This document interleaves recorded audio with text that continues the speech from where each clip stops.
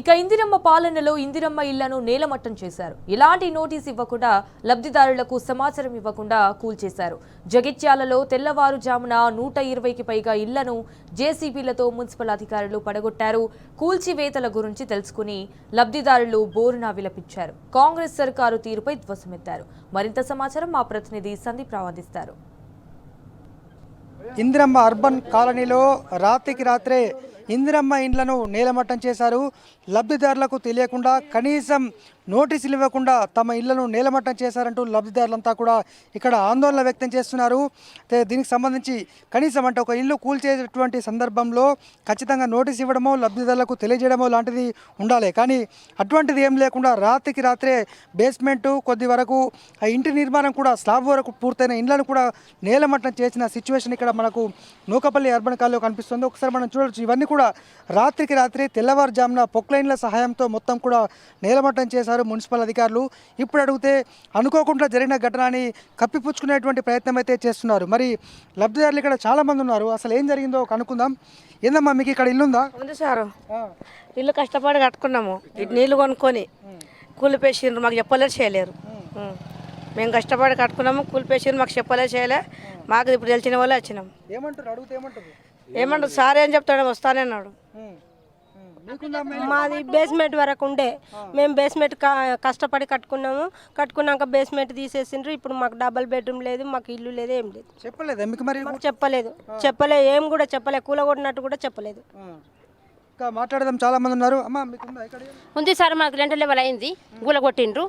మా 10 సార్లు అప్లికేషన్ పెట్టుకున్నా, మీది ఇల్లు మీకు ఇస్తామంటుండ్రు, ఇస్తలేరు. సర్వై కత్తురు, ఇంట్లో చూపిస్తారేమో మీకు అమ్మ మీకు ఇద్దరు ఇల్లు లేదని చెప్తారు. ఇక్కడ చూస్తారేమో ఏం లేదు.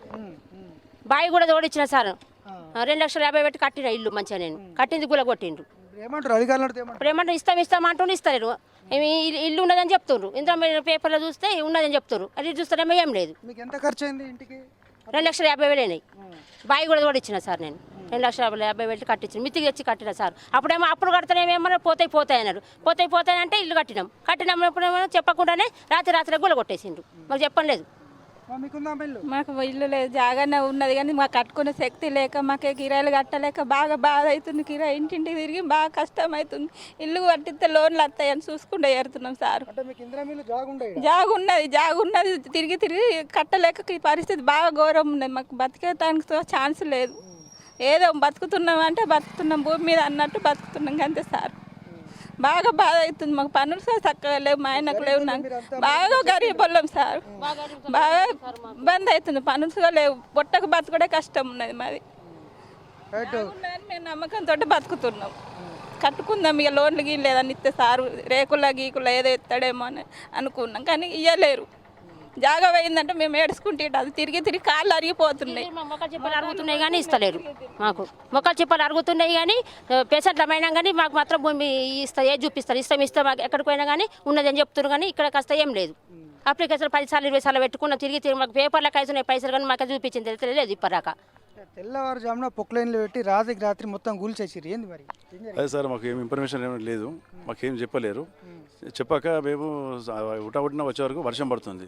ఆ వర్షం పడే వరకు ఆ వర్షాలను మేము అధికారులు ఎవరు అడగలేదు. అయితే ఎవరు బయట వాళ్ళని అడిగితే మున్సిపల్ కమిషనర్ వచ్చి తీసేసిరని చెప్పారు. అయితే మాకు 2,800 ఇచ్చేసారు. అయితే తర్వాత కేసీఆర్ గవర్నమెంట్ వచ్చినాక డబుల్ బెడ్రూమ్ పెట్టుకుందని చెప్పంటే మీరు ఆన్లైన్లో చూపెడుతున్నది, మీరు అనర్హులు, మీకు రాదు అని చెప్పారు. అట్లా తిరిగి వచ్చి మేము నీళ్లు కొనుక్కుంటా, డ్రమ్ములతో కొనుక్కుంటా, ట్యాంకర్తో కొనుక్కుంటా, ఇక్కడ మొత్తం జంగల్ లేకుండే 2,800 ఇచ్చారు సార్. 2010లో మేము కట్టుకున్నాం. ఇప్పటికీ దాదాపు 15-16 సంవత్సరాలు అవుతుంది. ఇప్పటివరకు మాకు ఎటువంటి ఇన్ఫర్మేషన్ లేకుండా నిన్న మధ్యాహ్నము రాత్రి ఎప్పుడో వచ్చి తీసేసారు. ఇవాళ వచ్చి చూసరికి ఈ కథ ఇది ఉన్నది. దయచేసి ఏ గవర్నమెంట్ అయినా కానీ, ఎందుకంటే మా అటువంటి వాళ్ళతో ఆడుకునే వాళ్ళకు న్యాయం కాదు. ఖచ్చితంగా ఏదైనా ఉంటే చెప్పాలి, ఇన్ఫర్మేషన్ ఇవ్వాలి. ఇన్ఫర్మేషన్ ఇచ్చి ఉన్న విషయం ఇస్తా లేకపోతే లేదు. ఎందుకంటే సార్ మాకు 7 కిలోమీటర్ దూరం వస్తుంది జగిత్యాలు. ఆ నుంచి పెట్రోల్ ఉంచుకొని రావాలి, ఆటో కిరాయాలు అంటే ఒక ఆటోలో రావాలంటే, ఒక ఆడామి రావాలంటే 40 రూపాయలు, అటు 40 ఇటు 40 అంటే రోజు ఒక 100 రూపాయలు అవుతుంది. ఇక్కడ సౌలత లేదు సార్. సరే ఇప్పుడు ఏదో కట్టుకున్నాం, మేము కట్టుకొని ఉందామని చెప్పంటే లేదు, బాత్రూమ్ కోదమన్నా కానీ సరే అది బయటకు వస్తుంది. మోరీ సౌలత లేదు, నీళ్ళ సౌలత లేదు, కరెంటు లేదు. ఇప్పుడు డబుల్ బెడ్రూమ్ వచ్చినాక మీటర్లు ఇస్తున్నాం ఇప్పుడు చెప్తున్నారు. ఇప్పుడు ఏ గవర్నమెంట్ వచ్చిందో ఏమో తెలియదు, కానీ అందరూ డబుల్ బెడ్రూమ్ చెప్తారు. కానీ ఇందిరమ్మలను పట్టించుకున్న నాదుడే లేడు. అసలు ఇచ్చింది గవర్నమెంట్, కాంగ్రెస్ గవర్నమెంట్. ఈ కాంగ్రెస్ గవర్నమెంట్ డెవలప్ అయ్యానా నాశనం చెప్తుంది. అది అధికారులకే వదిలిపెడుతున్నాం. ఏ అధికారి తీసారో తక్షణమైన సస్పెండ్ చేయాలి. సస్పెండ్ చేస్తేనే ఇక ముందు ఫ్యూచర్లో ఇంకొకరు ఇట్లా అన్యాయం చేయరు. ఏదంటే సార్ నేనంటే ఏదో బండి మీద వస్తున్నవచ్చు, ఆడవాళ్ళు ఆటోలో రావాలి పోవాలని చెప్పంటే ఓ నీళ్లు లేవు, కరెంటు లేదు, ఏం లేదు. దయచేసి ఈ అధికారులు గమనించి కలెక్టర్ గారు కూడా చొరవ తీసుకొని మాకు తక్షణమే న్యాయం చేయాలని చెప్పి మేము అందరం కోరడమేనా సార్. రైట్, ఇది మొత్తంగా డబుల్ బెడ్రూమ్ ఇండ్ల ఇందిరమ్మ ఇండ్లకు సంబంధించినటువంటి లబ్ధిదారులంతా కూడా ఆవేదన ఆందోళన వ్యక్తం చేస్తున్నారు. తమకు తెలియకుండా రాత్రికి రాత్రి తమ ఇండ్లు నేలమట్టం చేశారని కూడా చెప్తున్నటువంటి సిచ్యువేషన్. ఏంటి బాబు మీకు ఉందా ఇక్కడ? సారు నేను కష్టపడి రిచ్చ దొక్కి ఆడికెళ్ళి 8 గంటలకు వచ్చి రిచ్చ మీద దొక్కి నీళ్లు పట్టుడు నేను అది చేసుడు చాలా కష్టంగా రిచ్చ మీద వస్తుంటే సార్ కప్పుకొచ్చిండే నాకు ఏది చెప్పకుండా కూలిపేసిండ్రు. నాకు ఇక్కడ ఆధారం లేదు. మరి అడిగితే నీకు డబల్ బెడ్రూమ్ ఇస్తామంటారు, ఇప్పటికీ ఏది లేదు. నాకు నేను శాతగాని ముసలిని ఇది కూడా నాకు అన్యాయం చేసిండ్రు సార్. మీకు దయచేసి నాకు ఏదో ఒకటి రిచ్చ దొక్కుతా సార్, రిచ్చ దొక్కుతా. ఒక చెత్త వరకు వచ్చినాయి సార్, చెత్త వరకు వచ్చినాయి. కప్పులు రేకులు వేసుకుందాం అనుకుంటే ఇంకా చేతగాక ఇక దిగసిపాట. ఇప్పుడు నా పరిస్థితి చేసిండ్రు. ఇంకా మీరే న్యాయం చేసి ఏం చేస్తారో మీకు దయచేసి మొక్కుతారు. రైట్, ఇది మొత్తంగా రిక్షా కార్మికులు అలాగే నిరుపేదలు, అత్యంత నిరుపేదలకు ఇందిరమ్మ ఇల్లు గతంలో మంజూరైంది. వాళ్ళంతా కూడా దాదాపు స్లాబ్ వరకు నిర్మాణం పూర్తి చేసుకున్నారు. ఇప్పుడు జాగా ఉన్న వారికి 5 లక్షల లోన్ ఇస్తామని కూడా ప్రభుత్వం చెప్పింది. కానీ రాత్రికి రాత్రి తెల్లవారుజామున పొక్లైన్ల సహాయంతో నేలమట్టం చేయడంపైన ఈ ఇందిరమ్మ ఇళ్ల లబ్ధిదారులు ఆగ్రహాన్ని, ఆందోళన, ఆవేదన వ్యక్తం చేస్తున్నారు. కాంగ్రెస్ ప్రభుత్వ హయాంలో కాంగ్రెస్ పార్టీ నాడు ఇచ్చినటువంటి ఇందిరమ్మ ఇళ్లను ఏ విధంగా కూల్చివేస్తారు, తమను ఆదుకోవాలి, అలాగే ఈ ఇందిరమ్మ ఇళ్లను నేలమట్టం చేసిన అధికారులను, సంబంధిత వ్యక్తులను సస్పెండ్ చేయాలని కూడా ఈ సందర్భంగా ఈ ఇందిరమ్మ ఇళ్ల లబ్ధిదారులు అయితే డిమాండ్ చేస్తున్నారు. కెమెరా పర్సన్ మనోజ్ కుమార్తో సందీప్ రావు, టీ న్యూస్, జగిత్యాల జిల్లా.